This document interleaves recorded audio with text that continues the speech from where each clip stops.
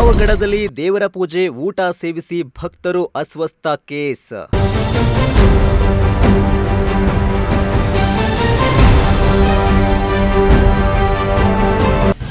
ಅಸ್ವಸ್ಥರ ಆರೋಗ್ಯ ವಿಚಾರಿಸಿದ ಶಾಸಕ ಎಚ್.ವಿ. ವೆಂಕಟೇಶ್.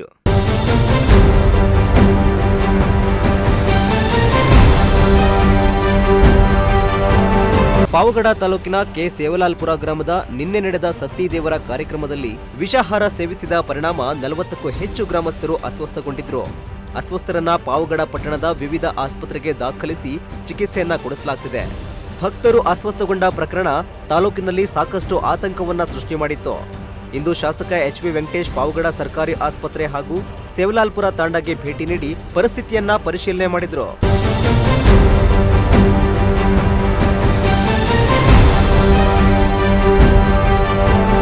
ಆಸ್ಪತ್ರೆಯಲ್ಲಿರುವ ಅಸ್ವಸ್ಥರನ್ನ ಶಾಸಕ ಎಚ್.ವಿ. ವೆಂಕಟೇಶ್ ಭೇಟಿ ನೀಡಿ ಅವರ ಆರೋಗ್ಯವನ್ನ ವಿಚಾರಿಸಿದ್ರು.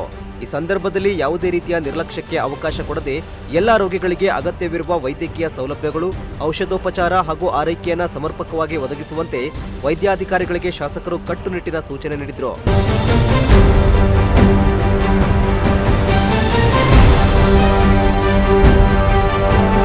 ಬಳಿಕ ಸೇವಲಾಲ್ಪುರ ತಾಂಡಾಗೆ ಭೇಟಿ ನೀಡಿದ ಶಾಸಕರು ಸ್ಥಳೀಯ ಜನರೊಂದಿಗೆ ಸಮಾಲೋಚನೆ ನಡೆಸಿ ಘಟನೆ ಕುರಿತು ಮಾಹಿತಿ ಪಡೆದರು.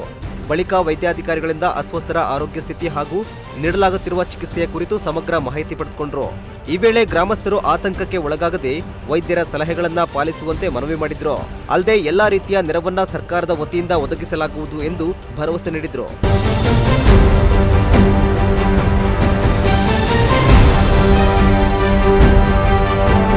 ಈ ವೇಳೆ ಜಿಲ್ಲಾ ಆರೋಗ್ಯಾಧಿಕಾರಿ ಡಾಕ್ಟರ್ ಚಂದ್ರಶೇಖರ್, ತಹಸೀಲ್ದಾರ್ ವೈ ರವಿ, ತಾಲೂಕು ಆರೋಗ್ಯಾಧಿಕಾರಿ ಡಾಕ್ಟರ್ ನಾಗೇಶ್, ಇಒ ಮಧುಸೂದನ್ ಸೇರಿದಂತೆ ಸ್ಥಳೀಯ ಮುಖಂಡರು ಉಪಸ್ಥಿತರಿದ್ದರು. ಇಮ್ರಾನುಲ್ಲಾ, ಪ್ರಜಾಶಕ್ತಿ ಟಿವಿ, ಪಾವಗಡ.